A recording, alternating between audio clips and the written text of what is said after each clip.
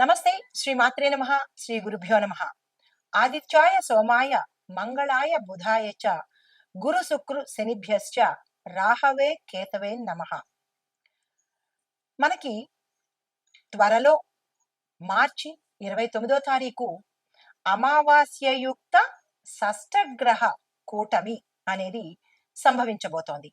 అయితే ఈ షష్టగ్రహ కూటమి దానికి చాలా మంది పండితులు భయభ్రాంతులకు గురి చేయడము, అదైపోతుంది, ఇదైపోతుంది, దేశం నాశనం అయిపోతుంది, ప్రపంచం అంతమైపోతుంది, ఇలా రకరకాల వ్యాఖ్యానాలు చేస్తున్నారు. అయితే అందులో ఎవరిది తప్పు కాదు. అందులో అంత ప్రమాదము లేదు. లేదా అంటే ఉన్నది అంటే ఉన్నది అన్నమాట. అయితే దాని గురించి పూర్తి విశ్లేషణతో భయానికి గురి కాకుండా మీకు సమన్వయంగా, సమగ్రంగా విశ్లేషణ అందిస్తాను. అయితే మనకి వేద జ్యోతిష్య శాస్త్ర ప్రకారము అంతరిక్షంలో గ్రహాలు ప్రతి సమయంలోనూ మనకి కలుసుకుంటూ ఉంటాయి. కొన్ని కూటమిగా కలుస్తాయి, కొన్ని రెండేసి కలుస్తాయి. ఇలాగా వాటి వాటి గమనంలో కలుసుకుంటూ ఉంటాయి.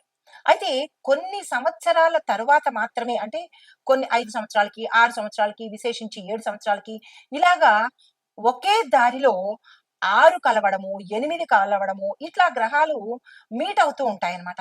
ఈ సమయాన్ని అంటే ఒక్కొక్క గ్రహము ఒక్కొక్క ఫలితాన్ని ఇస్తుంటుంది. ఒక్కొక్క గ్రహము ఇంకో చెడు గ్రహంతో, అంటే ఇక్కడ మనకి గ్రహాలు శుభగ్రహాలు, పాపగ్రహాలు అని ఉంటాయన్నమాట. ఈ శుభగ్రహాలు పాపగ్రహాలతో కలిస్తే మంచితనం మర్చిపోయి చెడుని చేసే అవకాశం ఉంటుంది. వీటి ఇన్ఫ్లుయెన్స్ ఎక్కువగా ఉంటుంది. ఈ ఇన్ఫ్లుయెన్స్, మంచి ఇన్ఫ్లుయెన్స్ తగ్గిపోయి చెడు ప్రభావము ఎక్కువ అయ్యే అవకాశం కనబడుతుంది. అవి 2, 3 ఉంటే కొన్ని రాజయోగాలు ఇస్తాయి, కొన్ని మహారాజయోగాలు ఇస్తాయి, కొన్ని ఏం చేస్తాయి మిశ్రమ ఫలితాలను కలగజేస్తుంటాయి. అయితే మనకి రాబోయే కొన్ని రోజుల్లో అమావాస్యతో కూడుకున్నది కాబట్టి మరికొంత తీవ్రతను కలగజేసే అవకాశం కనబడుతోంది. ఎక్కువ దుష్ట ప్రభావాన్ని కలగజేసే అవకాశం కనబడుతోంది. మీరు కనుక గుర్తు చేసుకున్నట్లయితే మనకి 2019లో డిసెంబరు ఆ సమయంలో మనకి షష్టగ్రహ కూటమి జరిగింది. అయితే ఆ సమయంలోనే మనకి కరోనా మహమ్మారి ఆవరించింది, దేశాన్ని పట్టి పీడించింది. దేశాలు అతలాకుతలమైపోయాయి, జన నష్టం సంభవించింది, ప్రాణ నష్టం సంభవించింది. ఇలా చాలా నష్టాలను కలగజేసింది. అయితే మళ్ళా అటువంటి ఉపద్రవాలే మనకి ఈ సమయంలోనూ కలుగుతాయా అంటే కనుక, అప్పుడు షష్టగ్రహ కూటమి జరిగినది ఏ రాశిలో జరిగింది, ఏ సమయంలో జరిగింది అనే దాని ప్రభావాన్ని బట్టి, దేశ కాలమాన పరిస్థితులను బట్టి అది దేశం మీద, పరిస్థితుల మీద, మనుషుల మీద కూడా అంతటి ప్రభావాన్ని చూపించింది. అంటే ఆరోగ్యం మీద ఎక్కువగా దెబ్బ పడింది.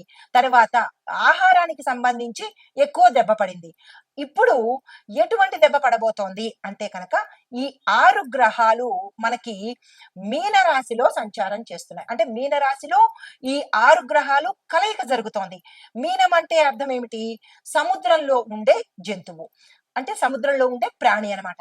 అంటే ఈ సమయంలో సముద్రంలో ఉండే ప్రాణి కాబట్టి నీటికి సంబంధించినటువంటి ప్రమాదాలు కానీ, ఉత్పాతాలు కానీ జరిగే అవకాశం కనబడుతోంది. అయితే కొన్ని భూమికి కూడా ప్రమాదాన్ని తెచ్చిపెట్టే అవకాశం గోచరిస్తోంది కుజ ప్రభావం వల్ల.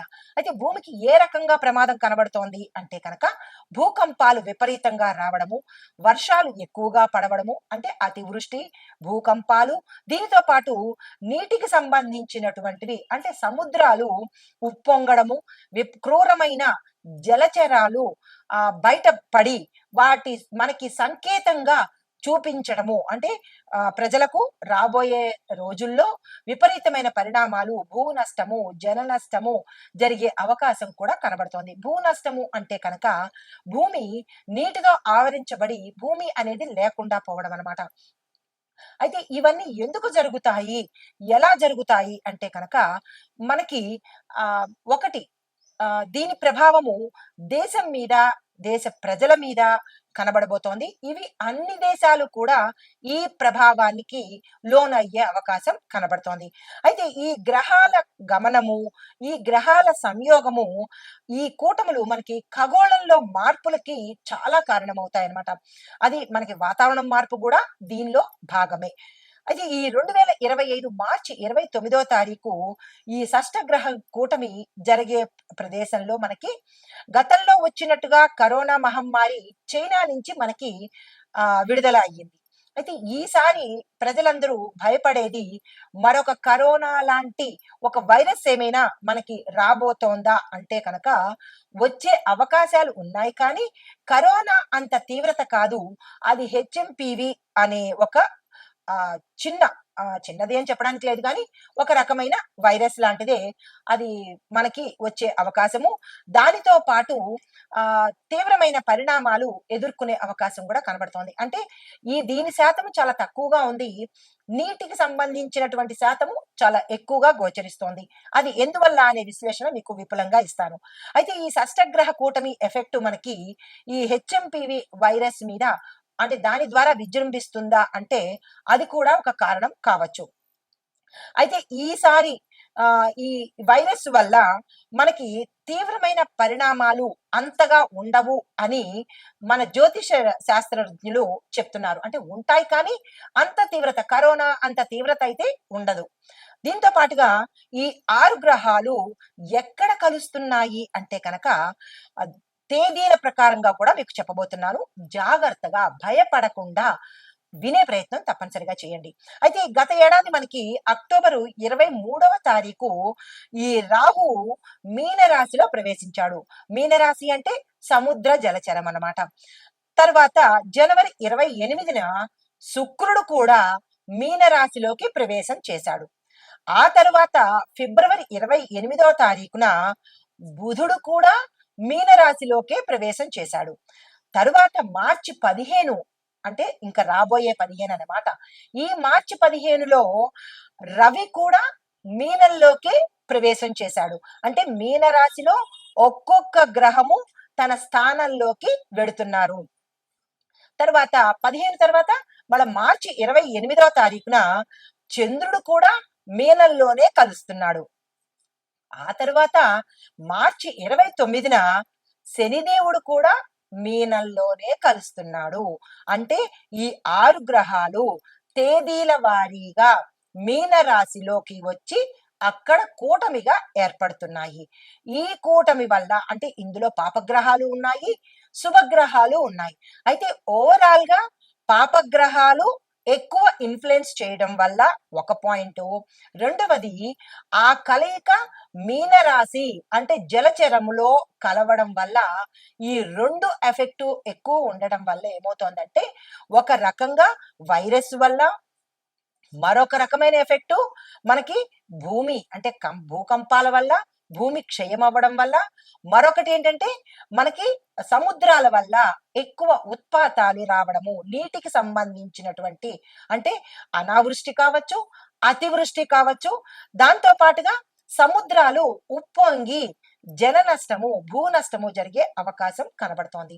అంటే ఆ సముద్ర గర్భంలో కొన్ని వేల అడుగుల అంటే లోతులో నివసించే ఈ వింతైన జలచరాలు ఈ సమయంలో ఈ గ్రహాల యొక్క ఇన్ఫ్లుయెన్స్ పడి అవి మీదకి వచ్చే అవకాశము తప్పనిసరిగా గోచరిస్తోంది.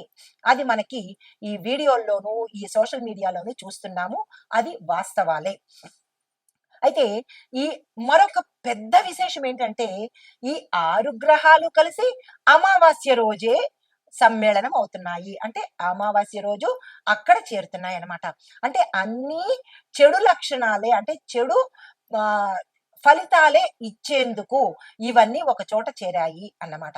అయితే దీనిని ఖగోళ శాస్త్ర పరంగా మనం చెప్పుకుంటాము. అయితే మామూలుగా కనుక చూసినట్టయితే అంటే మనం నిత్య జీవితంలో కనుక చూసుకున్నట్టయితే మనిషి ప్రకృతికి, దైవానికి చాలా హాని తలపెడుతున్నాడు.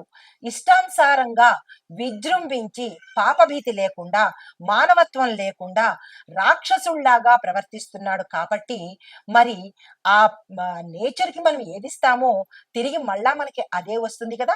నేచర్‌ని ఇష్టానుసారంగా పాడు చేస్తున్నాడు. మానవత్వం మర్చిపోతున్నాడు. రాక్షసుడిలాగా విజృంభిస్తున్నాడు. కాబట్టి దేవాలయాలు తగలబెట్టడము, దేవాలయాలు విగ్రహాలు దొంగిలించడము, దేవాలయాల్ని ధ్వంసం చేయడము, ఇలాంటి వికృతమైన చేష్టలు చేస్తున్నప్పుడు ఎంతవరకు సహనం ఉంటుంది? భగవంతుడికైనా సహనం అనేది చాలా తక్కువ ఉంటుంది. ఎందుకు అంటే కొంతవరకు భరిస్తారు. అది దాటిన తర్వాత ఎవరైనా తిరిగి అది ఇచ్చే ప్రయత్నమే చేస్తారు. చాలా చాలా గుర్తుపెట్టుకోవాలి. ఇది కఠినంగా ఉన్నప్పటికీ మనిషి రాక్షసుడిలా అవుతున్నాడు కాబట్టి, ఆ రాక్షసుడిని నాశనం చేయడానికి ఈ షష్టగ్రహ కూటమి రూపంలో గ్రహాలన్నీ కట్టకట్టుకుని మానవ నాశనానికే వస్తున్నాయి. చాలా జాగ్రత్తగా ఉండాలి. మీరు ఏమనుకున్నా పర్వాలేదు. మనం చేసిన తప్పిదమే మనకి తిరిగి రివర్స్‌లో వస్తోంది. ఇక నుంచైనా మనిషిగా బ్రతికే ప్రయత్నం తప్పనిసరిగా ప్రతి ఒక్కళ్ళము చేద్దాము.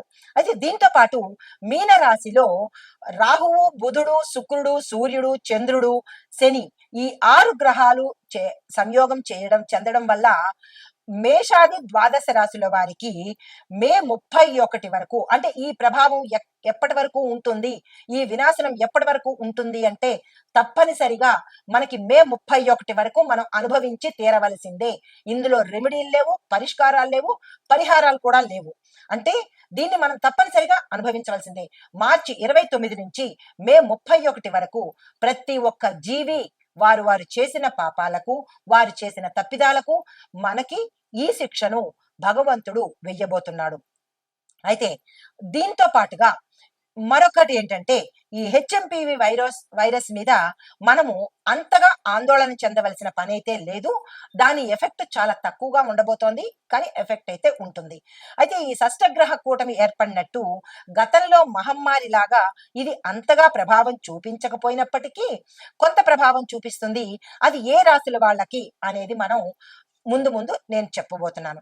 అయితే ఈ ప్రతికూల ప్రభావాలు వచ్చినప్పుడు మరి తప్పు చేసినప్పుడు మంచి వాళ్ళకి కూడా ఆ ఎఫెక్ట్ పడుతుంది. చెడ్డవాడి పక్కన ఉన్నప్పుడు మంచివాడు కూడా నాశనం అవుతాడు. కాబట్టి ఈ మానవత్వం లేని రాక్షసుల మధ్య మానవత్వం ఉన్న మనుషులం కూడా బతుకుతున్నాం కాబట్టి ఆ ఇంపాక్ట్ మనం కూడా తీసుకోవాలి. కాబట్టి దానికి తగ్గ పరిహారాలను ఇప్పుడు ఒక్కొక్కటిగా మీకు చెప్పబోతున్నాను.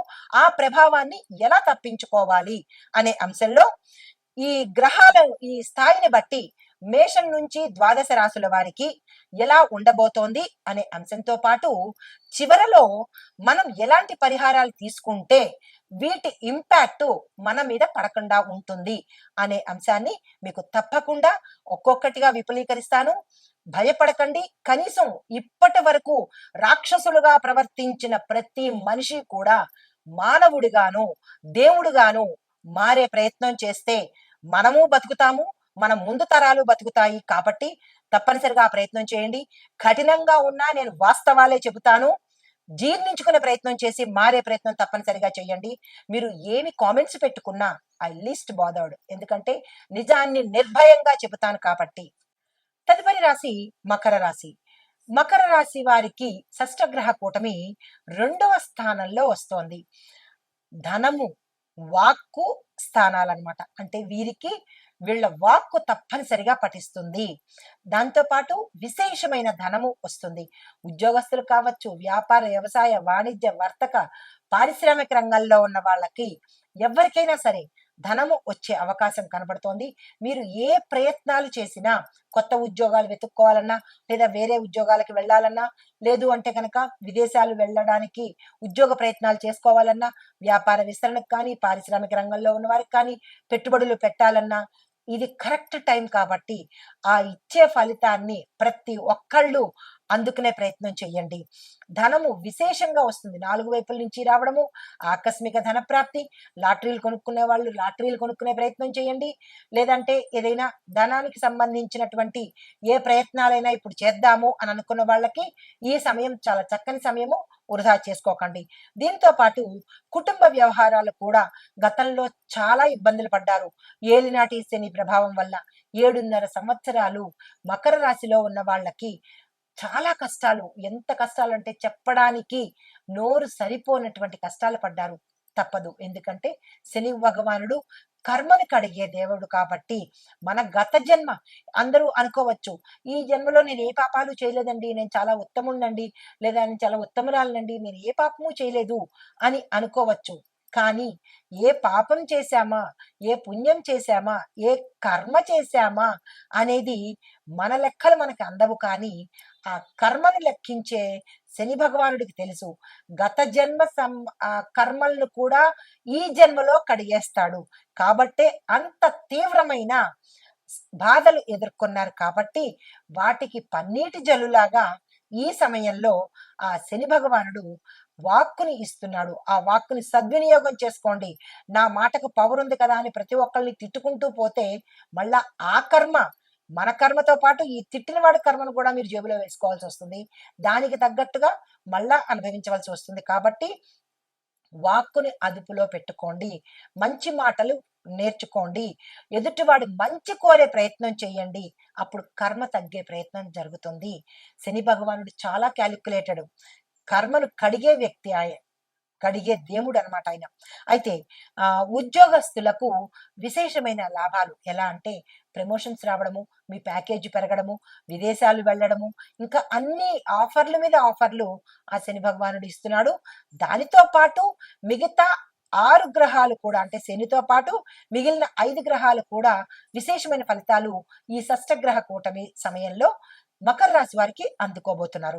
అయితే మీకు చెప్పదగిన పరిహారము, శనివారం నాడు దాన ధర్మాలు చేసే ప్రయత్నం చేయండి. ఏ కాడికి మనకివ్వాలి అనే ఆలోచన మానండి. మనం ఇవ్వాలి అనే ఆలోచన పెట్టుకుంటే భగవంతుడు అనుకూలం చేస్తాడు. దీంతో పాటు హనుమంతుడి పూజ చేసుకోండి.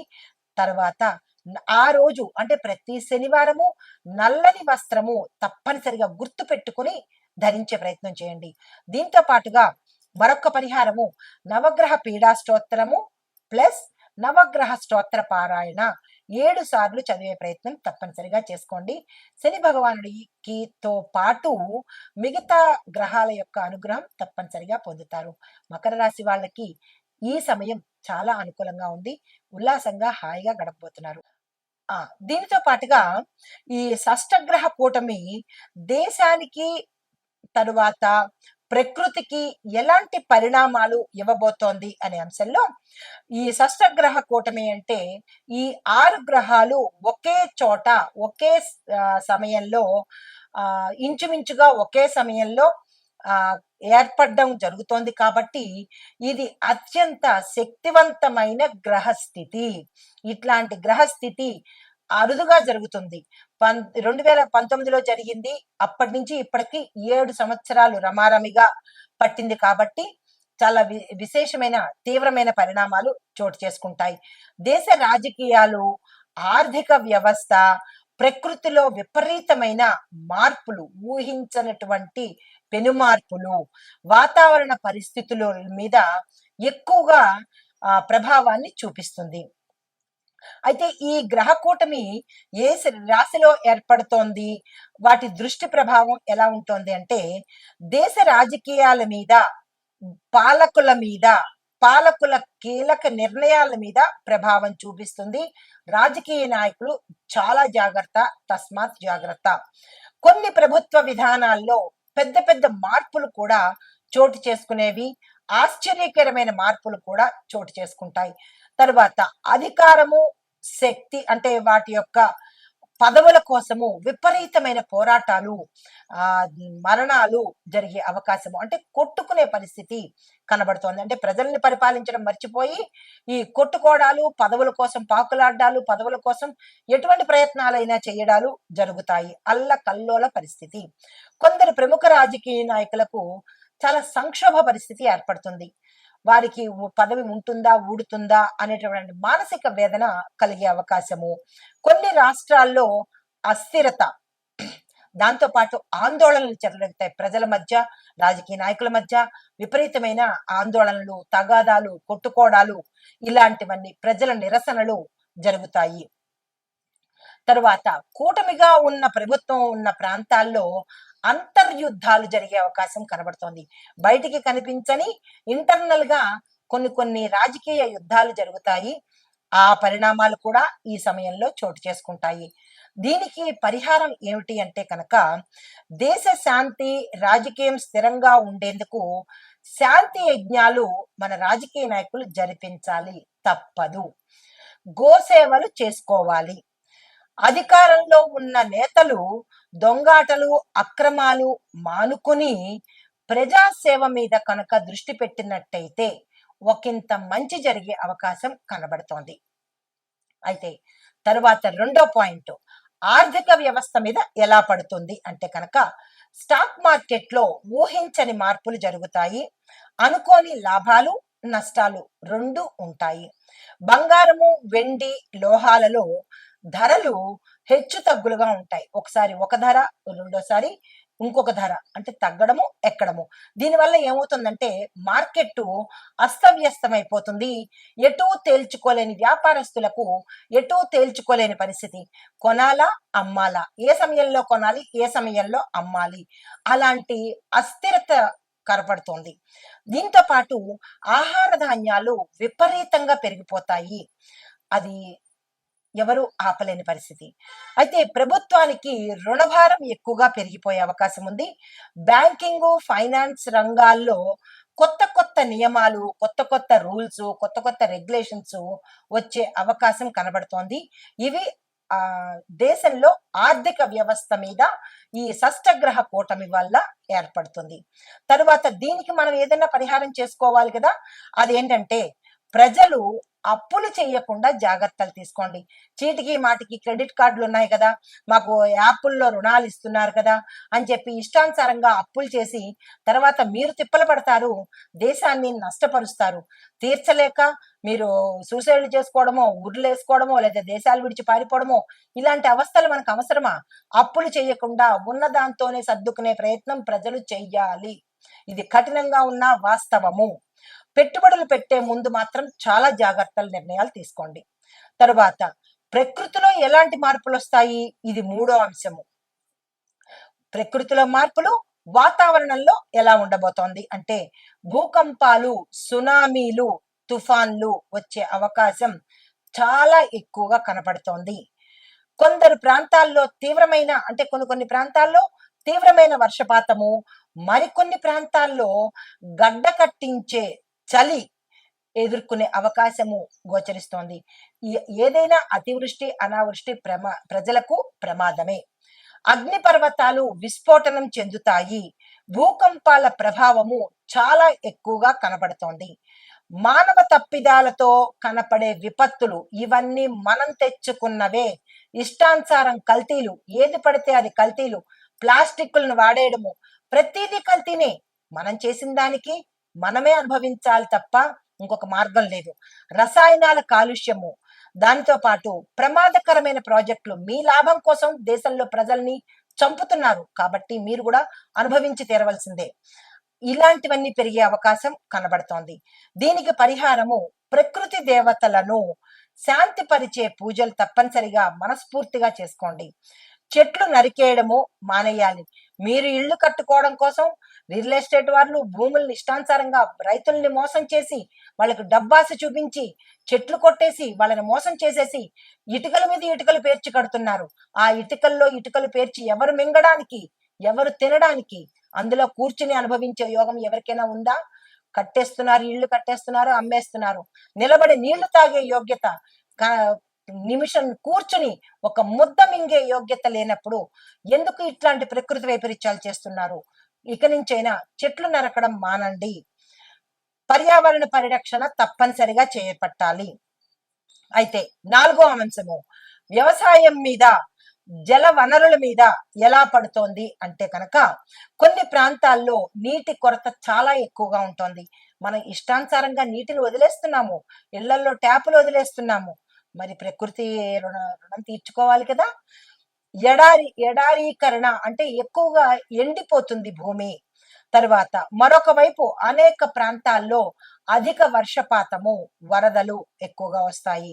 తర్వాత రైతులకు అనుకూలంగా ప్రభుత్వము కొత్త నిర్ణయాలైతే తీసుకుంటారు, కానీ అవి అమలు పరిచే అవకాశము అస్సలు కనపడదు. కానీ కొన్ని విధానాలు అసలు రూపుమాసిపోయే అవకాశం కూడా గోచరిస్తోంది. కొత్త విత్తనాలు, సాంకేతిక పరిజ్ఞానంతో మాత్రమే వ్యవసాయంలో కొంత మార్పులు తెచ్చుకోవచ్చు. అయితే వీటికి చెప్పదగిన పరిహారము, రైతులు నదీ తీర ప్రాంతాల్లో సాగుకు చాలా జాగ్రత్తగా వెళ్ళండి. వర్షాధార సాగుకు ప్రణాళికలు ఇప్పటి నుంచే సిద్ధం చేసుకోండి. తర్వాత వ్యవసాయ దేవతలకు అంటే వన దేవతలకు, భూమాతకు తప్పనిసరిగా పూజలు చేసుకోండి. నేను ప్రతి అంశంలోనూ భూమి పూజ చేసుకోండి, రైతులు జాగ్రత్తగా ఉండండి అని హెచ్చరిస్తూనే ఉంటా. మీరు గమనించారో లేదో నాకు తెలియదు కానీ భూమాత పూజ చేసుకోండి అని రైతులకు హెచ్చరిస్తూనే ఉంటా. అది ఇప్పుడు సమయం ఆసన్నమైంది. అప్పుడు నెగ్లెక్ట్ చేసినా, అప్పుడు విస్మరించినా ఇప్పుడు తప్పక చేయవలసిన పరిస్థితి. తరువాత వైద్య రంగం మీద ఎలా పడుతోంది అంటే, వైద్యము ఆరోగ్యం మీద. వైరస్లు, అంటువ్యాధులు వల్ల ప్రజలు చనిపోయే అవకాశం గోచరిస్తోంది. దానితో పాటు ఆరోగ్య రంగంలో సాంకేతిక పురోగతి కనబడుతోంది. కొత్త మందులు కనిపెడతారు. కొత్త మందులు అయితే కనిపెడతారు, వాటి మీద ప్రయోగం ఎవరి మీద చేస్తారు? మళ్ళా మనుషుల మీదే చేస్తారు. జాగ్రత్త వహించండి. మానసిక ఒత్తిడి, డిప్రెషన్ లోకి వెళ్ళిపోతారు. డబ్బులు రావు, ఇల్లు కట్టేస్తున్నారు, డబ్బులు రావు, మళ్ళా ఏమవుతుంది? అధిక డిప్రెషన్. ఆ డిప్రెషన్ మళ్ళా చావుకి కారణము. దీనికి తగ్గ పరిహారము, ప్రజలు వ్యక్తిగత ఆరోగ్యాన్ని ఎక్కడ పడితే అక్కడ తినేయకుండా ఫాస్ట్ ఫుడ్లు, ఈజీ ఫుడ్లు, స్లో ఫుడ్లు, ఇలాంటి ఫుడ్ల మీద పడిపోకండి. రోడ్డు మీద అమ్మే ఫుడ్ల మీద పడిపోకండి. మీ ఆరోగ్యం మీరు జాగ్రత్త పెట్టుకోండి. ముందు ముందు డాక్టర్ల కొరత కూడా వస్తుంది, సరి అయిన వైద్యం ఉండదు. మీరు తిన్నందుకు మీరే అనుభవించవలసిన పరిస్థితి, ఆకస్మికంగా చచ్చే పరిస్థితి వస్తుంది. కాబట్టి జాగ్రత్తలు తీసుకోండి. ఆరోగ్య అంటే ఆహారం మీద పట్టు పెట్టుకోండి, నియంత్రణ పెట్టుకోండి. జొమాటోలు, టమాటోలు అంటే ఆర్డర్లు పెట్టేసి వాళ్ళు ఏం ఫుడ్ చేస్తున్నారో మీకు తెలియదు. తెచ్చేసుకుంటారు, ప్యాకెట్లు ఓపెన్ చేస్తారు, తినేస్తారు, అనారోగ్యం పాలవుతారు. ఒక్క డాక్టరు అందుబాటులోకి ఉండరు.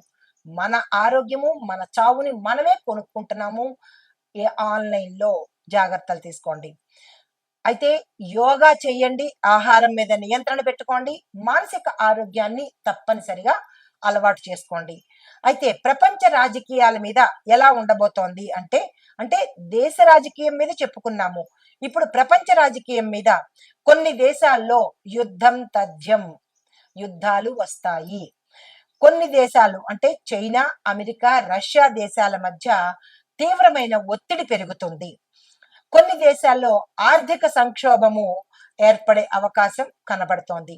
ప్రపంచ ఆరోగ్య సంస్థ అంటే WHO ముఖ్యమైన నిర్ణయాలు తప్పనిసరిగా తీసుకుంటుంది. పరిహారము, అన్ని దేశాలు కలిసి సమస్యలను పరిష్కరించే ప్రయత్నం చేయాలి. యుద్ధ వైరాన్ని శాంతి దిశగా మళ్లించే ప్రయత్నం చేసుకోవాలి. అయితే దీనికి చెప్పదగిన పరిహారము క్లుప్తంగా, షష్టగ్రహ కూటమి దేశ స్థాయిలో పెద్ద మార్పులు తీసుకొస్తోంది. ప్రకృతి విపత్తులు పెరిగే అవకాశం కనబడుతోంది.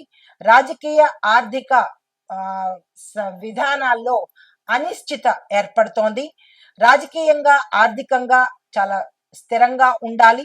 వ్యక్తిగత జీవితాల్లో విపరీతమైన మార్పులు గోచరిస్తున్నాయి. సాధారణమైన పరిహారాలు, నవగ్రహ హోమాలు తప్పనిసరిగా చేయించుకోవాలి. పర్యావరణం మీద దృష్టి పెట్టాలి.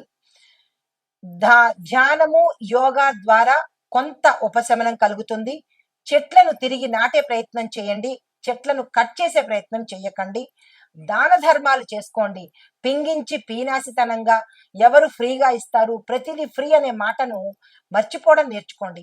ఏ కాడికి ఎదుటోళ్ళు మాకు ఇవ్వాలి, మేము మా ధనాన్ని మేము ఇంట్లో పెట్టుకోవాలి అనే పరిస్థితిని నుంచి మీరు ఫ్రీ అనేది మానుకుని ఎదుటి వాళ్ళకి దాన ధర్మాలు చేసే ప్రయత్నాలు తప్పనిసరిగా చేసుకుంటే కనుక ఈ షష్టగ్రహ కూటమిని గమనిస్తూ ముందస్తు చర్యలు తీసుకుంటే మనము, మన దేశము, మన ఆర్థిక వ్యవస్థ అన్నీ బాగుంటాయి. నమస్తే.